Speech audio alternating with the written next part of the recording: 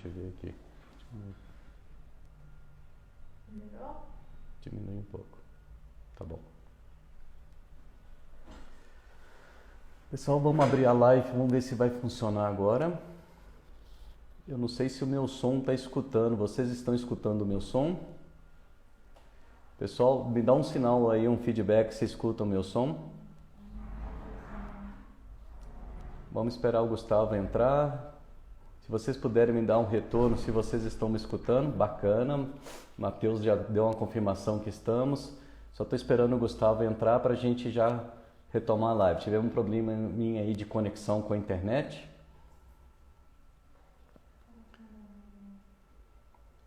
Vamos só um minutinho da atenção e paciência sua, pessoal, porque realmente nós tivemos um probleminha com conexão com o Gustavo e do som.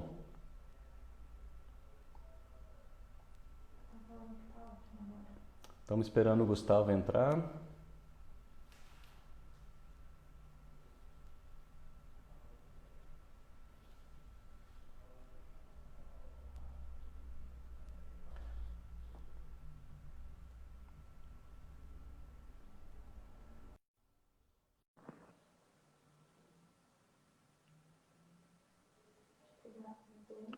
Oi, Gustavo.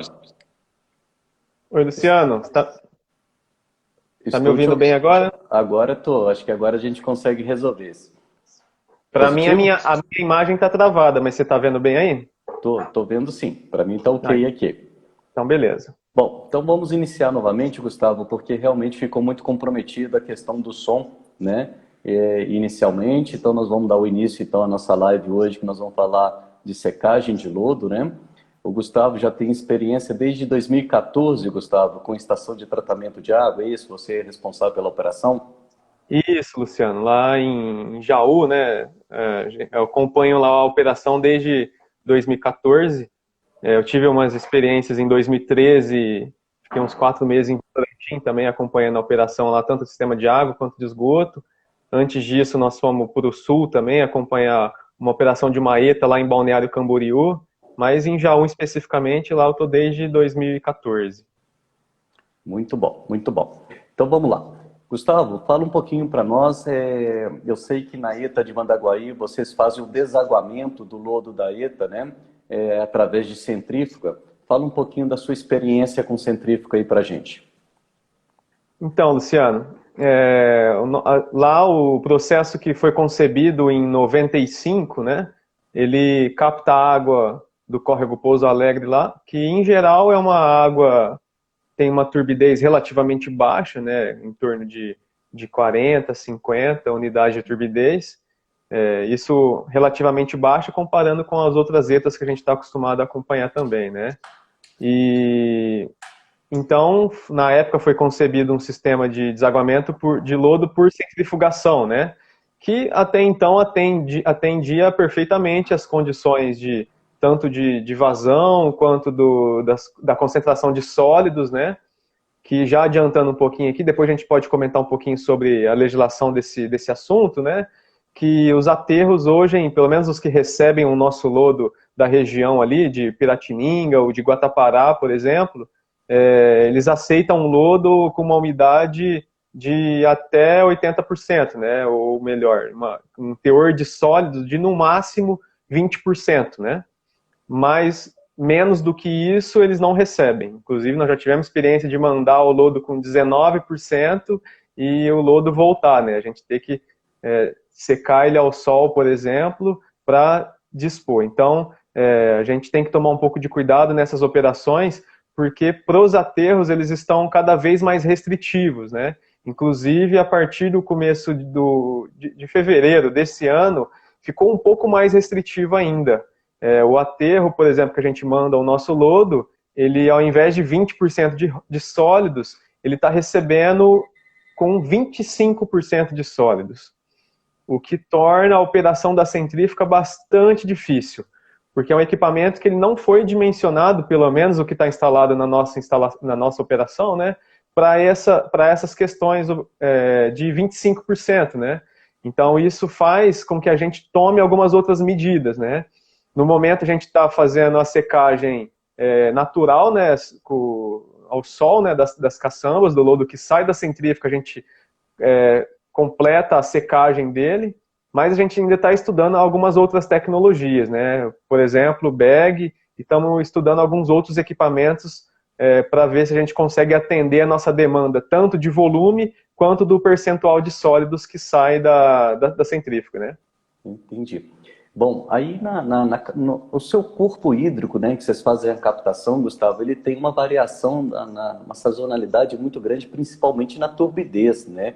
Fala um pouquinho para a gente como a bacia hidrográfica aí do córrego que vocês fazem a captação, fala um pouquinho também desse manancial, como que varia ao longo da época do ano, como que varia as turbidez aí na sua realidade?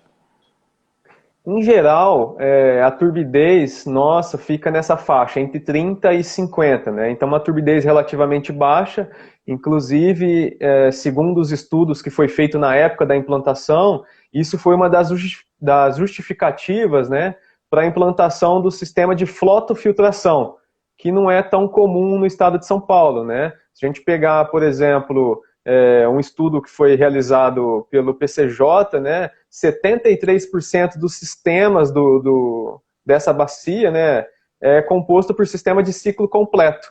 Eu falo desse sistema, do estudo do PCJ, que é um estudo mais completo que a gente tem em relação aos tipos de processo, né? Então a gente verifica que no país o sistema mais adotado é o ciclo completo, né, que é o tratamento convencional. Esse tipo de tratamento de flotofiltração, que é o caso de Jaú, ele é um pouco mais sensível às oscilações de turbidez, por exemplo, né? E isso complica bastante a vida em épocas de chuvas, né? Então chega lá dezembro, janeiro, fevereiro, que são principalmente janeiro, né?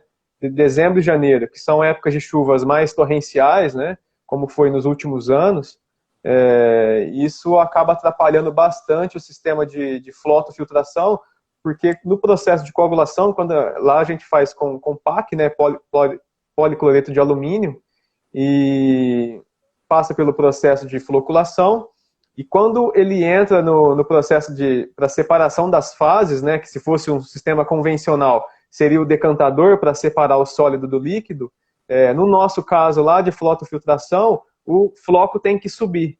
Então, com o auxílio de um sistema de um tanque de saturação, né, onde é injetado água saturada de ar, isso faz com que as microbolhas desse sistema arrastem esse sólido para cima. E se tiver muito sólido, que é o que acontece em épocas de chuva, que chega a dar turbidez de 1000, por exemplo, né, ao invés da normalidade, conforme nós falamos que é de 50, os sólidos, eu vou ter uma grande quantidade de sólidos para pouca quantidade de microbolhas para arrastar esses sólidos para a superfície, né? Porque depois ele tem um sistema de raspagem. Então, isso acaba complicando bastante devido ao aumento da concentração de sólidos, né? Então, esse sistema, inclusive, ele deveria ser melhor estudado, né? Uma das coisas que a gente está refazendo, para ter um pré-sedimentador para auxiliar na operação. Muito bom, muito bom. Bom, essa experiência sua da operação de estação de tratamento de água, eu fico imaginando aqui quem está na operação, porque assim, você tem uma turbidez típica em torno de 30, né, unidade de turbidez.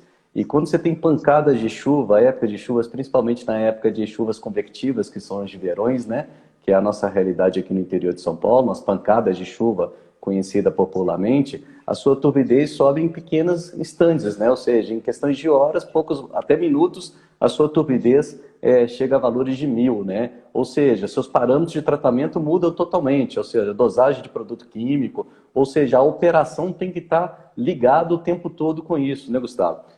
Fala um pouquinho sobre isso, como que vocês ficam monitorando isso daí, deu uma chuva, fechou o tempo, pela experiência sua, vocês já correm para ter uma atenção especial, ou essa atenção já, cada instante já fica ali sendo analisada na água bruta, na chegada, porque para você mudar os parâmetros de operação tem que ser instantâneo, porque pelo que eu conheço da bacia hidrográfica, me corrija se eu estou errado, em que vocês estão inseridos, uma chuva forte já dá sinais imediatos na turbidez dessa água de entrada da estação.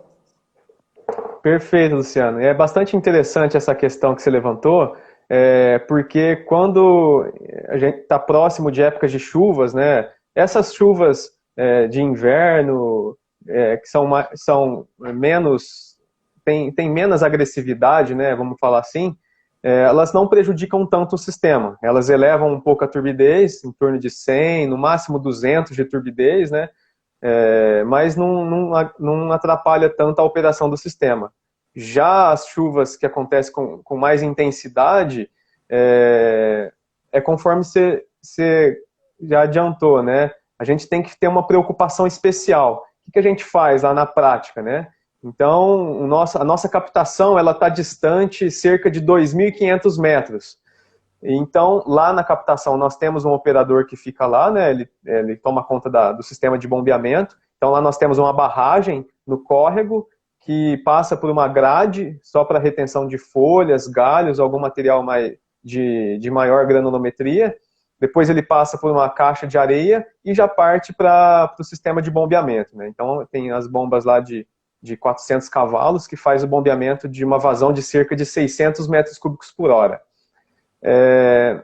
Mais ou menos a demora para chegar a água da captação até a nossa ETA, cerca de 40 minutos. Então é interessante essa questão, porque quando começa a chover, o operador lá da captação ele tem que ficar atento para esse aumento de turbidez. Então ele faz uma coleta a cada 30 minutos, por exemplo, isso em tempo de chuva, para caso ele perceba essa variação de turbidez, ele já comunique o operador lá da planta de tratamento para que ele já fique atento também para fazer as correções de dosagem de produto químico. Só que, paralelamente a isso também, nós temos um sistema lá que ele faz o monitoramento online dessa água bruta, né?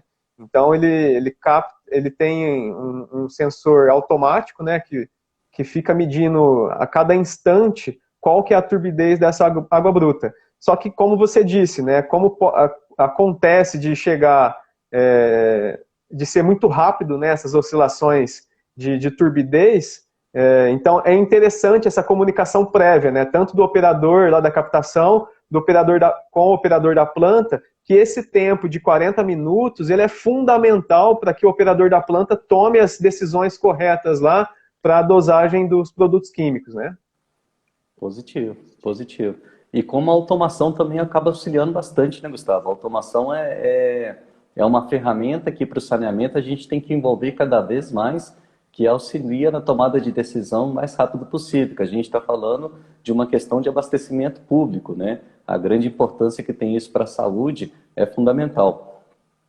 Com certeza. Acho que essa questão da automação, ela vem cada vez mais auxiliar, né, os técnicos e os operadores da área, porque ela dá mais segurança para o sistema, né? A gente consegue, muitas vezes, prever manutenções, fazer manutenções corretivas, e se a gente, quando a gente tem um sistema automatizado, principalmente de análises, né, da água, tanto da água bruta quanto da água final, né, que está indo para a população, a gente consegue corrigir com muito mais facilidade, né?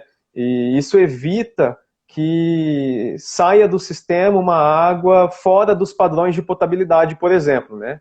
Mas, além, essa questão da automação é interessante, só que isso envolve uma segunda etapa, né?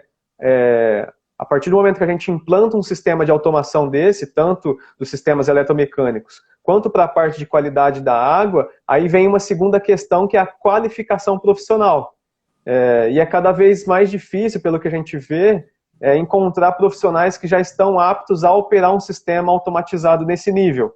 Então é importante a gente estar e isso é uma das nossas dificuldades na planta, né? Que a gente tem que estar fazendo treinamentos frequentes, né? Para a gente conseguir acompanhar essa evolução tecnológica, né? E o interessante da nossa planta lá, que ela não é 100% automatizada, mas o operador fica praticamente atrás de uma tela, abrindo e fechando válvula, e isso dá bastante segurança quanto ao processo, né, de tratamento. Muito bom, muito bom.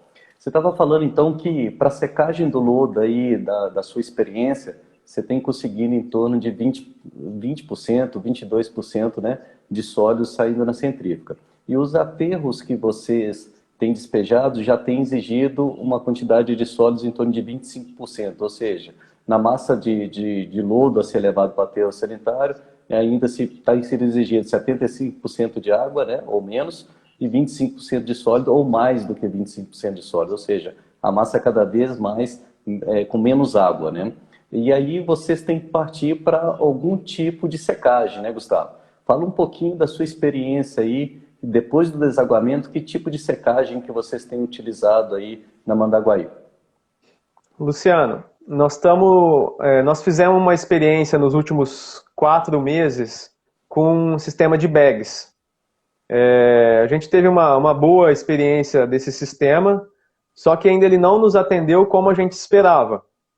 Então, segundo alguns fornecedores que a gente entrou em contato, esses sistemas eles podem variar muito, né, assim como qualquer outra da tecnologia, de acordo com o tipo de lodo que é gerado, né? Então, isso envolve muito as características, né, da água bruta e, consequentemente, do lodo que é gerado, né? O lodo acaba sendo um subproduto, né, do sistema de tratamento. Que quando a gente fala de sistema de tratamento de água, em geral, a última coisa que a gente vai pensar é no lodo, né? E quando a gente fala no sistema de tratamento, a gente vai projetar o sistema para que ele produza água com qualidade e sempre, né? De acordo com a demanda que for necessária. Mas nós não podemos esquecer do lodo. E pelo que eu percebo, cada vez mais os aterros estão sendo exigidos dos órgãos ambientais, né? No caso aqui nosso de São Paulo, a CETESB que faz a fiscalização. E conforme nós já falamos, né, em fevereiro teve uma alteração da licença de operação do aterro que a gente faz a disposição final do nosso lodo. Então ele partiu desses 20% de sólidos e agora ele só pode receber com 25% de sólidos. Isso mexeu bastante com o nosso sistema, porque fez com que a gente realmente começasse a pesquisar outras tecnologias. E uma delas foi esse sistema de bag. Como nós não tivemos uma experiência muito boa com o sistema de bag, mas ainda nós estamos testando outras empresas, né, mais 2 fornecedores, que a gente estava com uma escala real de implantação, que ao sair do bag ele estava com uma concentração de 10%, e mesmo de 10%, né, então ele teria que evoluir para 25%, então isso ia demandar bastante tempo de secagem ao sol, e então nós estamos partindo para outros tipos de bolsa, né, de tecido geotêxtil, mas uma outra alternativa que nós encontramos de imediato para suprir essa demanda do aterro, né, essa exigência do aterro de 25% de sólidos, foi que o lodo saindo diretamente da centrífuga e colocar ele é despejado numa caçamba, né, dessas caçambas entre 5 e 10 metros cúbicos. A gente coloca essa caçamba no sol e deixa ela terminar de secar, né, passar de 20% para 25% de sólidos no sol, com secagem natural, né? Isso demora cerca de 5 dias. Então, isso faz com que com 3 ou 4 caçambas, a gente tenha uma movimentação ali desse lodo que a gente consegue atender tanto a nossa demanda de produção quanto as exigências do aterro. Só que com isso a gente tem uma dificuldade operacional, né? Porque a gente tem que ficar transportando caçambas internamente lá do nosso sistema. Então a gente precisa de caminhão poliguindaste, às vezes a gente chama um caminhão muque para fazer isso. Então isso teve um incremento de custo operacional, né? Além dos cuidados que a gente tem que tomar ali para manusear esse sistema. Mas a gente está conseguindo atender a demanda, né? Principalmente na questão de umidade. Muito bom, muito bom. Eu sei que você também chegou a testar estufa aí, né, como secagem natural, usando a insolação do sol, que é uma das coisas que eu acho que no Brasil é um potencial enorme da gente usar a secagem com estufa, a partir do momento que a gente tem um período do ano quase que 100% aí com um número de insolação significativa, né? Ou seja, a gente não gasta energia e o sol pode ser a nosso favor para fazer a secagem. Fala um pouquinho da sua experiência aí com a estufa, Gustavo. Legal, Luciano. Esse é um trabalho que foi bastante interessante, né, para nós, inclusive, apesar da gente ter concluído várias fases desse estudo, né, que inclusive foi o nosso trabalho de doutorado, mas a gente ainda continua com alguns ensaios lá, porque a gente pretende ainda implantar esse sistema na nossa unidade. Então, dentro das tecnologias que vocês conversaram lá na última live, né, que eu também tive o prazer de assistir, né, falou sobre filtros prensa, né, prensa desaguadora, sobre os filtração em geotecido, leitos de drenagem, as lagoas de lodo, o uso da secagem solar, né, apesar de ser pouco difundida no Brasil, ela é bastante utilizada em alguns outros países, né? E ela tem algumas vantagens, né? Que é uma técnica de secagem natural e que não usa energia elétrica. Então, hoje, ainda mais hoje, né? Falando em processos industriais, né? Porque um sistema de tratamento de água não deixa de ser um processo industrial, a gente tem que sempre ficar preocupado com os custos operacionais disso, né? E o custo de energia, por exemplo, ele fica no topo ali dos maiores custos que a gente tem hoje na nossa planta. Então, esse custo de energia, ele tem que ser levado em consideração. Então, só para a gente ter uma ideia, né, o nosso sistema ele abastece cerca de 50 mil habitantes, né, falando em pessoas. É uma vazão de 600 metros cúbicos por hora. A nossa centrífuga, ela consome energia e a gente tem um custo mais ou menos de R$6.000 mensais, né? Então é um custo significativo, né? E que se a gente partisse, por exemplo, para uma outra demanda de energia solar, a gente poderia reduzir drasticamente esses custos operacionais, né? E é exatamente isso que a gente está tentando fazer a implementação disso, né? E é interessante a gente falar também que essa tecnologia de secagem, né, muitas vezes ela não é bastante difundida porque ela demanda uma área relativamente maior do que os outros sistemas, né? Por quê? Quando a gente fala em secagem natural, secagem ao sol, a gente depende das condições climáticas, seja da temperatura, seja da incidência solar e principalmente da umidade local, né? E em função disso, foi o que a gente resolveu estudar, né? A gente resolveu avaliar as condições climáticas locais ali e no trabalho que você já falou dele aí, né? Comentou, nós fizemos um estudo piloto para ver se era realmente vantajoso a gente fazer a implantação disso. O que nós fizemos lá, né? Nós implementamos uma estufa piloto, que na verdade essa estufa ela servia como se fosse uma proteção e para reter o calor dentro dessa unidade, né, de forma tanto com o aumento de temperatura e a diminuição da umidade interna, isso favorece a secagem desse lodo, né? Quais foram os testes que nós fizemos, né? Nós implantamos uma estufa piloto lá de aproximadamente 30 metros quadrados. Então ela tinha 6 metros por 5 metros de largura e mais ou menos 3 metros de altura. Essa estufa ela foi feita protegida, né, com placas de polipropileno, que são placas transparentes, né, para permitir a incidência de luz solar, o que favorece e são um dos principais fatores que auxiliam na secagem natural, né? E também a gente fez o monitoramento, né, desses parâmetros climáticos, né? Especificamente da temperatura e umidade. Nós fizemos a medição tanto interna dessa estufa quanto externa, né, para a gente ter um controle de como seria a implantação dessa estufa. Então o procedimento foi o seguinte: a partir da secagem, do desaguamento pela centrífuga, então a gente teria um lodo saindo a 20% de sólidos. A gente pegou esse lodo, colocou ele dentro da estufa. Só que dentro da estufa a gente dividiu em leiras, né, para a gente ver qual seria a altura de leira ótima. Porque conforme eu acabei de comentar, o fator que determina se é interessante ou não a implantação de uma secagem natural é a área. Então, como a área ela é predominante na escolha dessa tecnologia muitas vezes, né, porque a gente tem muitas estações de tratamento antigas, né, algumas delas estão em torno de residências, outras já em áreas que já não permite a expansão, então esse é sempre uma preocupação, né? Então uma forma de avaliar isso foi a construção dessa centrífuga e colocar esse lodo para secar em alturas diferentes. Por quê? A quantidade de lodo gerada, né, a gente espalhar isso para secagem e a altura dessa leira influenciar no tamanho dessa área, né, no tamanho dessa estufa no caso. Aí, para isso, a gente deixou isso secando e a gente queria ver até qual percentual de sólidos é possível atingir com secagem natural.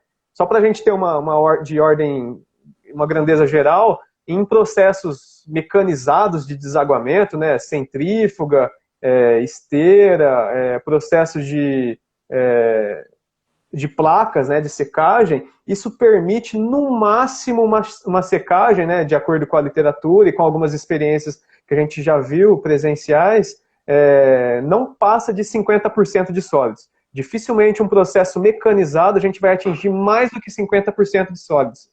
Já com a secagem natural, a gente consegue, tem casos, e a gente conseguiu comprovar isso na prática, que isso é possível atingir a mais de 90% de sólidos. Então a gente tem um lodo praticamente seco. E isso diminui muito o custo operacional, né? Tanto de transporte de lodo para o aterro, quanto o custo de disposição final propriamente dito, né?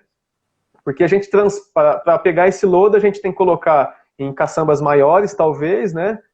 Ou nas próprias caçambas poliguindaste, e fazer o transporte para o aterro. Então, isso tem um custo operacional elevado, né? Só para você ter ideia, a gente paga cerca de R$1.000 por transporte.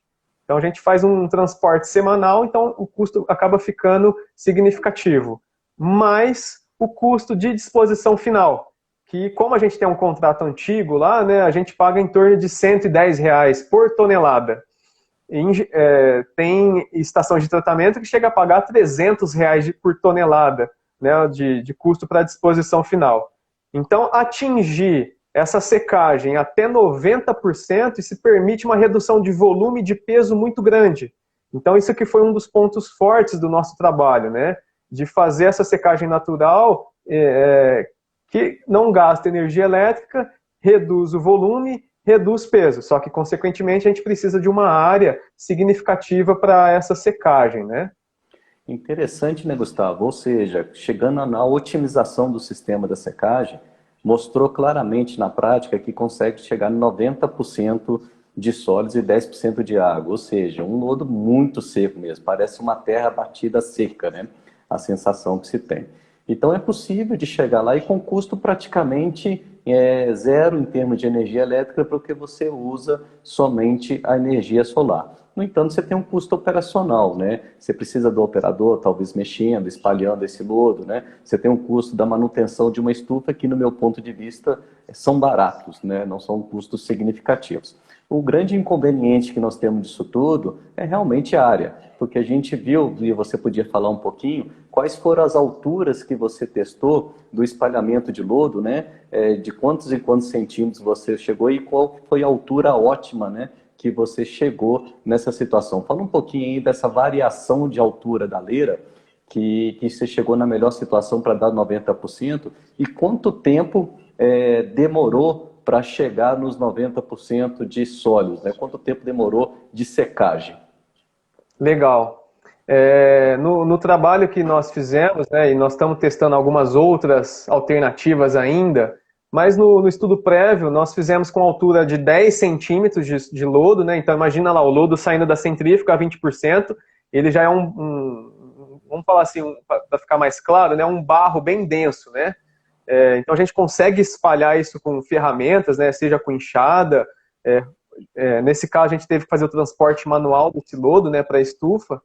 Então, a gente testou com 10 centímetros, com 30 centímetros de altura e com 60 centímetros de altura.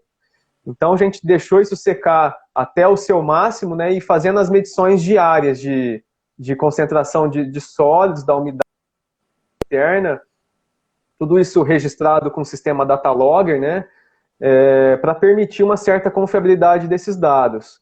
E o interessante é que esse trabalho permitiu a gente chegar numa equação, né, num desenvolvimento de uma equação que permite a partir dos dados de entrada da ETA, né, como vazão de água bruta, a turbidez média anual, a concentração dos produtos químicos que é dosado, nós fizemos duas principais verificações, né? A primeira delas foi que as equações empíricas para a quantificação de resíduos de uma ETA, ela é válida. Então isso é interessante. Eu não sei se tem alguém assistindo a gente aí que que trabalha com operação de ETA e muitas vezes tem dificuldade para quantificar os resíduos da ETA, né? Saber qual que é o volume de resíduos gerados, para saber, por exemplo, qual é a concentração de sólidos que é gerado na sua ETA. Então ele pode fazer o uso de algumas equações empíricas que tem na literatura específica. Nós fizemos o teste, nós fizemos a medição volumétrica, né, para fazer a comparação, e realmente a gente verificou que foi verdadeira. Então, partindo desse princípio, e partindo dessa análise de variação de alturas de camada de lodo, foi possível gerar uma equação geral, né? Então, a partir dessa verificação, ele consegue traçar um ponto ótimo de altura de leira. No nosso caso, se a gente chegar com o lodo com 20% de sólidos, que é o que sai da centrífuga, para a gente almejar os 90% de sólidos, para depois dispor no aterro, o ponto ideal, de acordo com a equação que nós desenvolvemos, foi uma altura de leira de 35 centímetros, e isso demoraria um tempo de 97 dias. Então, por isso que a gente precisa de uma área relativamente considerável, né? Porque eu preciso de bastante tempo para atingir esses 90% de sólidos, né? Então, nesse caso, por exemplo, desse estudo para a ETA que a gente opera lá, seriam necessários cerca de entre 1.500 a 2.000 metros quadrados, né, para se implementar uma estufa para atender toda a demanda, né, da demanda da geração de área de lodo, né. Só que com isso, até a gente fez uma estimativa geral de quanto ficaria, né, para implantar essa estufa. A gente estima que ficaria algo em torno de 350 mil a 400 mil reais para a implantação da estufa, mais os custos operacionais, né, que teria que ter ou algum maquinário, uma bobcat, alguma coisa menor, por exemplo, para ajudar a pegar esse lodo para depois retirar. Um ponto interessante também que você comentou sobre isso é do revolvimento desse lodo, né? Que nesse caso de estudo, o objetivo principal foi tentar tornar esse estudo mais barato para que ele seja realmente viável para implementação nas ETAs, né? E nesse caso de estudo, sem revolvimento. Então ele demora esses 97 dias com uma leira de 35 centímetros para secar até 90%, só que eu não tenho revolvimento nenhum. A gente coloca o lodo a 35 centímetros de altura e deixa ele lá pelo tempo até o final da secagem, né? Diferente se a gente tivesse algum mecanismo para revolvimento desse lodo, seja ele mecanizado, né? Inclusive na estação de tratamento de esgoto, né, de Franca. Tem um exemplo disso, de uma estufa de secagem de lodo de ET, né, com revolvimento mecanizado de lodo. Inclusive, em conversa com o pessoal lá, eles falam que a manutenção desse sistema é bastante cara, que inclusive o sistema que eles compraram é um sistema importado, mas ou pode ser também um revolvimento manual, né, só que a gente tem que ter um pessoal lá praticamente full time, né, para essa operação dessa estufa, que a gente teria que avaliar se realmente vale a pena incluir isso no custo operacional. Então, nesse caso, foi sem revolvimento de leira, né, e tem mais ou menos esse custo, a gente ia gastar previamente com a centrífuga, com energia elétrica, ia continuar tendo as manutenções das centrífugas, que não são baratas, né, mas a gente ia conseguir atingir um percentual de sólidos bastante elevado, que isso ia reduzir bastante os custos de disposição final. Ou seja, Gustavo, o teste que foi feito foi sem revolvimento, né? Claramente, se a gente pôr o revolvimento, esse tempo de secagem vai diminuir, né? Quanto mais você revolve, menos você tira mais umidade, né? Você consegue aumentar a sua eficiência, principalmente do tempo. Então, sim, fica aí também mais uma dica para um estudo, né? Introduzindo essa parte de você fazer a movimentação do lodo, você aumenta a secagem, no entanto, você aumenta o seu custo operacional, tanto de maquinários e mão de obra, né? Então, isso daí que precisa chegar nesse balanço do melhor custo-benefício, né? Mas não tenha dúvida nenhuma que 300 mil reais de investimento numa estufa, nós não estamos falando da área, né, Gustavo? Isso aí é só o custo realmente de 300 a 400 mil por uma estação de tratamento de 600 metros cúbicos por hora, não seria isso? A ETA que você opera, né? Então, o payback, eu acredito que é muito rápido quando comparado à disposição final e o transporte desse lodo. Eu acredito que o payback aí, em questão de alguns anos, acaba se pagando esse investimento. É claro que a gente também tem que colocar nisso a manutenção da estufa, né? Porque requer manutenção, rajadas de ventos, pode ser que rasgue alguma coisa, e isso Sim. envolve os custos de manutenção. E o custo da área, que é um dos grandes limitantes que se tem de colocar estufa. Embora a gente ainda existe áreas próximas ao município que não necessariamente precisa a estufa estar na unidade de estação de tratamento de água. A gente sabe que várias estações de tratamento foram construídas dentro da área urbana, em alguns locais, grande parte aqui no interior de São Paulo ainda está dentro da área urbana, que limita a questão de área. Já as estações de tratamento de água que já estão mais para a parte da periferia da cidade, a área acaba se tornando mais fácil. Mas vamos supor que eu não tenho área disponível na minha unidade. Nada impede que seja feito um transbordo, né? Leva esse lodo com 20% de sólido após a centrífuga ou de algum sistema de desaguamento e leve até uma estufa colocada numa região rural do município, né, que é a área mais barata, e seque lá para depois ir para um aterro sanitário, né? Então essa flexibilidade também tem como uma opção para barateamento de custo. Perfeito. Acho que tudo tem que ser avaliado, né? Acho que é uma ótima opção, caso não tenha área disponível internamente do sistema, né? Porque é sempre mais vantajoso você ter um sistema próximo do outro, né? Você diminui a sua equipe operacional, né? Mas, caso isso não seja possível, sem fazer muita conta, né, a gente consegue ainda perceber que seria viável, né? Pela redução drástica dos custos, principalmente de disposição final, que não são baratos, né? É isso mesmo. Bom, você estava falando aí da operação da estação de tratamento, você estava mencionando que o custo maior seu é a energia elétrica, né? Na sequência da energia elétrica, Gustavo, quais seriam os custos maiores aí? Passa para o pessoal que tem uma certa noção aí, que não tem a vivência da operação de ETA. Então, Luciano, a energia é campeã, né? Lá a gente gasta quase 500 mil de energia elétrica do sistema. Só que, assim, a gente tem que deixar claro, né? Não é só de lá, né? Além do sistema, a Águas de Mandaguaí hoje, ela opera uma ETA, né? Uma estação de tratamento de água superficial, e nós temos mais 3 poços subterrâneos, né?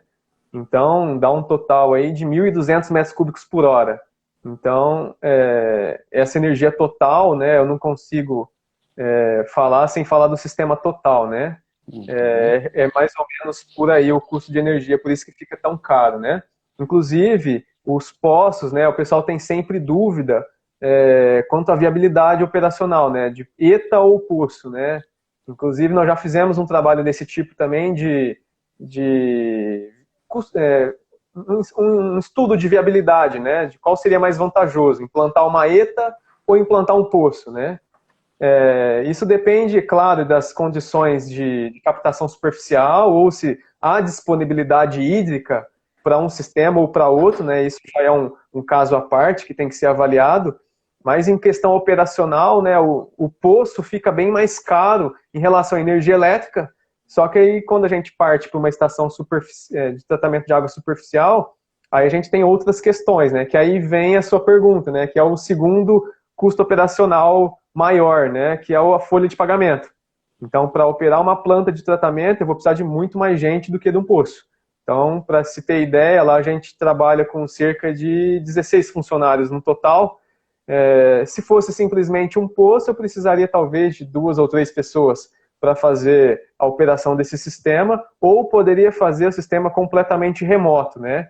É claro que eu vou precisar de uma equipe de eletromecânico, inclusive aí falando de desafios e dificuldades, né? Quando a gente fala de equipe eletromecânica, é um dos pontos fundamentais, né? Pelo menos eu percebo para nós lá, eu acredito que não é diferente dos outros sistemas de saneamento básico. Quando a gente fala em abastecer a população, seja com água ou seja com o próprio sistema, deixar em ordem um sistema de esgotamento sanitário, enfim, toda a área de saneamento, a equipe eletromecânica ela é fundamental, né? Porque quando a gente tem um sistema que a gente depende da energia elétrica chegando e de um sistema mecanizado para fazer ele funcionar, a gente já tem que ter em mente que ele vai dar problema. E isso acontece nos piores dias. Seja ele à noite, seja num feriado, seja num tempo chuvoso. Então a gente tem que ter uma boa equipe para fazer a manutenção disso, e além da equipe interna, o que eu percebo nosso lá, que é sempre vantajoso, a gente poder contar com parceiros, né, com profissionais, com empresas terceirizadas que também apoiam nesse sistema, né? Mas então vai lá, vai ter a folha, a energia elétrica, depois vem a folha de pagamento, um terceiro custo operacional talvez alto são os insumos químicos, né? Que aí de novo, né, vem esse contraponto aí tanto da ETA quanto de um poço, né? Se fosse de um poço tubular, por exemplo, o custo de produto químico seria muito menor, né? A gente iria gastar somente com cloração e fluoretação para depois fazer a distribuição final. Já num sistema de abastecimento superficial, e isso vai variar inclusive de acordo com a qualidade do manancial, né? É a quantidade de produto químico, que a gente gasta bastante lá com o nosso coagulante, né? Que no caso lá a gente usa um produto à base de alumínio, que é o policloreto de alumínio, que é o PAC, né? Uhum. Então vai ter o PAC, a gente vai gastar com cal, a gente faz a dosagem também de carvão ativado, enfim, são diversos produtos que entram na conta e ajudam a elevar esse custo operacional, né? E se a gente fosse elencar os 4 principais custos, seria energia elétrica, a folha de pagamento, produto químico e depois vem a parte de manutenção, né? Então esses são os principais custos do sistema nosso lá. Muito bom. A gente está falando de disposição final através de aterro sanitário, né, Gustavo? O que você conhece aí? Fala um pouquinho para nós das legislações relacionadas à disposição e secagem de lodo. Fala um pouquinho para nós o que nós temos de legislação. Ah, legal, Luciano. É engraçado, né? Porque quando a gente fala de lodo, dieta, eu não sei se todo mundo conhece um sistema de desaguamento de lodo ou o subproduto do tratamento de lodo, porque a gente conhece a água que chega na nossa torneira, né? Que é fruto desse tratamento. Mas o que resulta disso, né? Que no caso é o lodo, ele também tem que ter essa importância, né? E, inclusive o alvo da nossa conversa, né? E quando a gente fala de lodo, se a gente olhar o aspecto desse lodo, ele é líquido. E só que a gente trata ele como resíduo sólido, né? Isso é interessante. E essa classificação, né, ela vem de acordo lá com a NBR 10.004, de 2004, que essa NBR ela é específica para a classificação dos resíduos sólidos. Então ela tem um trechinho lá dessa norma, né, que ela escreve lá que estão inclusos os resíduos sólidos, os lodos provenientes do sistema de abastecimento de água. Então, nisso já classifica esses lodos, né, esses resíduos, como resíduo sólido. E é importante a gente falar também da Política Nacional de Resíduos Sólidos, né, da Lei 12.305 de 2010, né, junto com o Decreto 7.404 de 2010 também, que fala que todo município ele tem que ter um plano de gestão e gerenciamento dos resíduos sólidos. E se a gente pegar lá no artigo 13 desse Plano Nacional de Resíduos Sólidos, lá fala que os resíduos de saneamento estão inclusos nessa gama de resíduos, né? Então a gente tem diversos tipos de resíduos, sejam da construção civil, resíduos de serviço de saúde, resíduos domiciliares, né? Os resíduos de pó de capina, da mineração, enfim. Dentro dos diversos resíduos, uma dessas vertentes são os resíduos de saneamento, que aí vem a norma 10.004 e classifica esses lodos das ETAs como resíduo sólido. Então a gente tem que fazer a correta gestão e gerenciamento desses resíduos sólidos, né? Não sei, acredito que o nosso querido Valdir Schauch não está assistindo a nossa live, mas qual que é o melhor cenário de gestão, né? Não gerar. Nesse caso a gente não consegue não gerar, né? Porque a gente vai ter que produzir água e vai ter como subproduto os resíduos gerados. Então a gente tem que, ao possível, né, tentar minimizar os custos disso, né, reduzir o volume. Nesse caso, é a proposta desse trabalho que nós fizemos, né, reduzir o volume e a quantidade desse resíduo através do desaguamento, da desidratação por solar, né, no caso, para depois fazer a disposição ambientalmente adequada desses resíduos, né. Se a gente então a gente falou do plano nacional, né, se a gente for para o nosso caso aqui, Estado de São Paulo, aí a gente tem a Política Estadual dos Resíduos Sólidos, né, que tem lá a Lei Estadual 12.300 de 2006. Quem que fiscaliza essa legislação? Né? A CETESB, então é a Companhia Ambiental do Estado de São Paulo. Então, dentre os instrumentos que a CETESB tem de fiscalização, né, ela exige, nesse caso, para lodo, né, o CADRE, né, que é o Certificado de Movimentação dos Resíduos de Interesse Ambiental. O resíduo de ETA, no caso, né, é um resíduo de interesse ambiental. Então, todo o sistema ele vai ter que ter esse certificado, né, no caso o CADRE, para fazer o correto transporte e a disposição final desses resíduos, né? E vale lembrar também que a não disposição adequada desses resíduos, né, no caso que a gente verifica que na maioria dos municípios isso é lançado ainda ou tanto nas galerias pluviais ou diretamente nos mananciais dos corpos hídricos, né? Isso é um crime ambiental, né? De acordo com a Lei Estadual 997 de 76 e o Decreto 8468 de 76, né? Então lá fala sobre essas questões, né? Que inclusive o lodo do Sistema de Tratamento de Efluentes Líquidos Industriais e Sanitários são fontes de poluição. Então, é nesses pontos da lei estadual que a CETESB ela se norteia ali para aplicar tanto a fiscalização quanto eventual penalidade, né?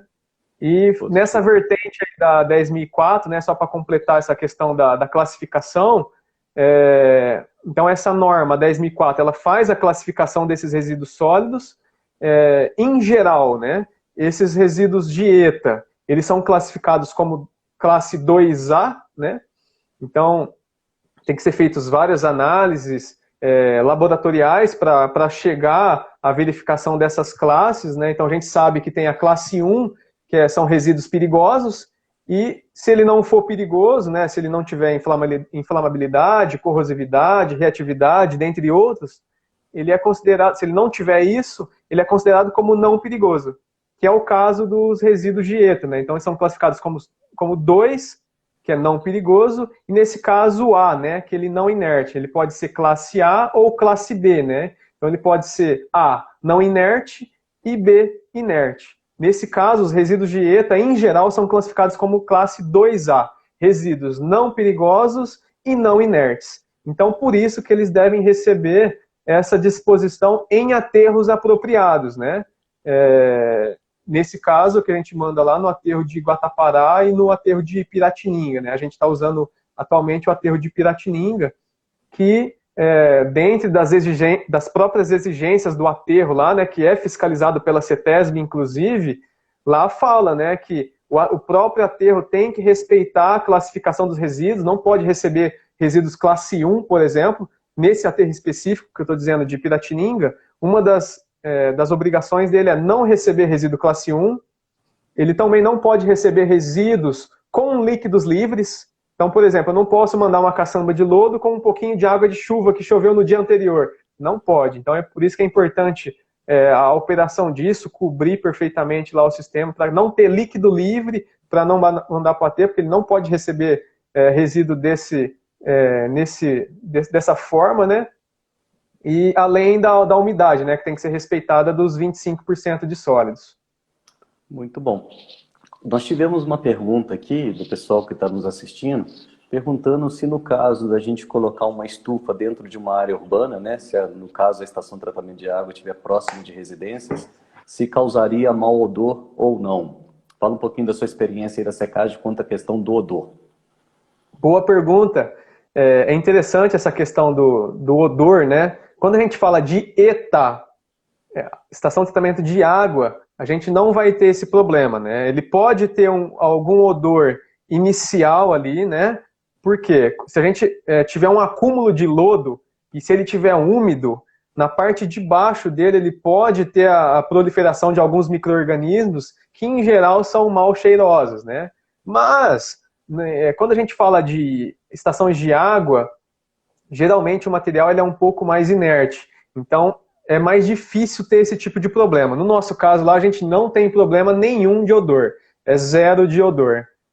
Aí é um pouco difícil. Pode falar. O contrário da ET, né? Eu acho que muitas vezes as pessoas confundem quanto à questão do odor quando é o lodo da estação de tratamento de esgoto. Aí realmente a gente tem materiais distintos quando comparado à estação de tratamento de água, né, Gustavo? Perfeito. Inclusive, além do odor, a gente tem que preocupar com a geração de gases inflamáveis, né? que pode acontecer quando a gente trabalha com lodo de esgoto, né?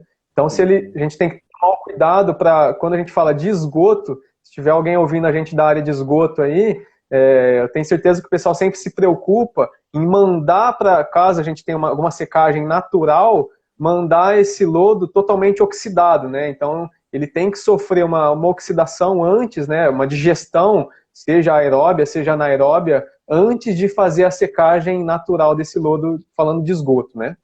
Muito bom. Uma outra pergunta que nós tivemos aqui, Gustavo, é referente ao seguinte: no processo de desaguamento, a gente tem ali uma separação de sólido e água, né? Que a gente consegue tirar aí em torno de 20%, tirar de água, deixando de a concentração de sólido. Essa água que você tira no desaguamento, você volta com ela no início do tratamento ou você faz um descarte final dessa água? Boa pergunta também. Eu tive uma discussão hoje com um engenheiro de Portugal, inclusive, que é a concessionária que eu trabalho, os acionistas são portugueses, e a dúvida foi exatamente essa, quanto à qualidade ou dos líquidos drenados, né, quando a gente fala de leito de secagem, de tecido geotêxtil, ou do sobrenadante, seja de qualquer outro sistema que a gente está falando, né, se ele poderia ou não voltar com segurança para o sistema de tratamento. A princípio, eu afirmo que sim. Nós já fizemos análise, não tem nenhum risco ao sistema, para que no caso, né, ele volte para o sistema para que essas águas não se percam, porque é um volume significativo, inclusive, né? Mas a gente também tem que avaliar caso a caso. Vou dar um outro exemplo de Franca também, que é a estação de tratamento de água de lá. O que eles fazem, né? Eles estão no processo de ampliação da ETA, inclusive eu não sei se esse sistema vai existir futuramente. Mas isso é questionável, inclusive. Tem vários profissionais da área que não usam essa tecnologia e não apoiam esse tipo de tecnologia. Voltar todo o efluente, todo o descarte dos filtros para a cabeça da estação. Então eu vou ter um reciclo disso, né? Ele vai se acumulando no decantador e de tempos em tempos a gente faz o descarte do decantador somente, né? O descarte final dos efluentes do decantador. Mas é sempre um risco, né? Porque quando a gente fala de reciclar e que como a gente sabe, né? O objetivo do tratamento é a gente remover todas as impurezas. E essas impurezas, elas ficam aderidas ao lodo. E a partir do momento que a gente volta isso para a cabeça do sistema, né, volta lá para a calha partial, por exemplo, isso tem um risco de contaminação. Isso se eu voltar parte do lodo, né, que é no caso dessa que nós estamos comentando. No caso do nosso que a gente desenvolve lá, a gente não volta parte do lodo, né, ele pode ter uma certa turbidez na água, inclusive esse sobrenadante, né, os líquidos drenados que saem do nosso sistema, ele sai com uma turbidez de 2, por exemplo, em alguns casos de 1. Então, se a gente olhar pela legislação, que a gente pode consumir água, ou uma água potável, ela tem que ter uma turbidez de pelo menos 0,5, se eu tenho uma turbidez de 1 ou de 2 saindo desse desaguamento de lodos, né, então a gente já percebe que é uma água que já tem uma certa qualidade, né, ela não é tão prejudicial. E como nós já fizemos a verificação qualitativa, nós comprovamos na prática que não tem risco ao sistema, né, isso para o nosso caso. Cada caso tem que ser avaliado. Sem dúvida, sem dúvida. Uma outra pergunta aqui que o pessoal está fazendo no caso de operadores de ETA, o que recomenda-se para capacitação desses profissionais? Boa. Por lei, um operador de ETA, ele tem que ser da área, né? Então ele tem que responder tecnicamente, ele tem que ser um profissional habilitado. Então, ou ele pode ser um técnico em química, um técnico de saneamento. Isso é o que os conselhos exigem, né? Então, geralmente, os técnicos em química, os cursos de formação básica, né, dos técnicos, por exemplo, ou de qualquer outro profissional, do químico, do engenheiro, em geral, eles não têm essa formação específica, né, para a operação de estação de tratamento de água. Em geral, quando esse profissional chega para a gente lá, a gente tem que dar um treinamento básico interno. Então, ele vai aprendendo no dia a dia. Mas, por exemplo, é importante buscar alguma empresa parceira, alguém que já seja capacitado da área e dar esse treinamento para os profissionais, né? Uma vez que esse treinamento não é comum nos bancos de sala de aula dos cursos, seja de técnico ou seja de graduação, né? Positivo, positivo. Gustavo, nós temos só mais 2 minutos, a live automaticamente cai, né? Porque o Instagram é em torno de 1 hora. Então, eu gostaria de agradecer muito a sua presença. Você é um profissional que acompanha a sua carreira há um tempo, já desenvolveu trabalhos significativos para a Novais, é um parceiro nosso da Novais e tem um carinho enorme por você e não tenho dúvida nenhuma que você é um profissional que só vai decolar novos voos, subindo degrau a degrau a cada dia. Conheço a sua história, a sua família é maravilhosa, te parabenizo pela sua carreira e pelo que você vai ainda conquistar. Te desejo tudo de bom, obrigado com a gente. Volto a falar que a Novais, toda sexta-feira, às 14 horas, vai estar promovendo uma live para que a população aí possa estar assistindo, está ganhando um pouco de conhecimento e a gente está podendo distribuir informações técnicas e trocar essas informações que a gente também sai ganhando, né? Então, muito obrigado em nome da Novais, Gustavo, da sua participação e passo a sua palavra aí para o encerramento. Beleza, Luciano. Eu que agradeço. Fico agradecido aí pela oportunidade, né, de estar tratando desse assunto, que é um assunto bastante interessante e que, inclusive, eu me identifico bastante, a gente já se debruçou bastante para fazer estudos nesse sentido, né, e deixar registrado, né, que a minha carreira profissional e acadêmica foi grande parte dela graças ao Luciano, né, que sempre incentivou e incentiva toda a equipe, né, quem está ouvindo aí que faz parte da equipe sabe disso e que a gente tem uma pessoa que, além de um ótimo profissional, é um ser humano fantástico, né? E certamente vou estar ajudando aí a divulgar as lives, porque contribui bastante para a formação de todos, né? Mais uma vez, obrigado aí, Luciano. Um abraço, é isso aí, pessoal. Obrigado quem ficou com a gente. E voltando a falar, a live fica disponível, gravada no Instagram da Novais, e toda sexta-feira vai ser feita uma live com um tópico diferente e para quem não pode assistir, porque muitos estão trabalhando nesse horário, pode ver ela nos horários distintos, bastando acessar o Instagram da Novais. Um abraço a todos, Gustavão, um forte abraço e bom final de semana. Vamos que vamos. Obrigado. Tchau, tchau.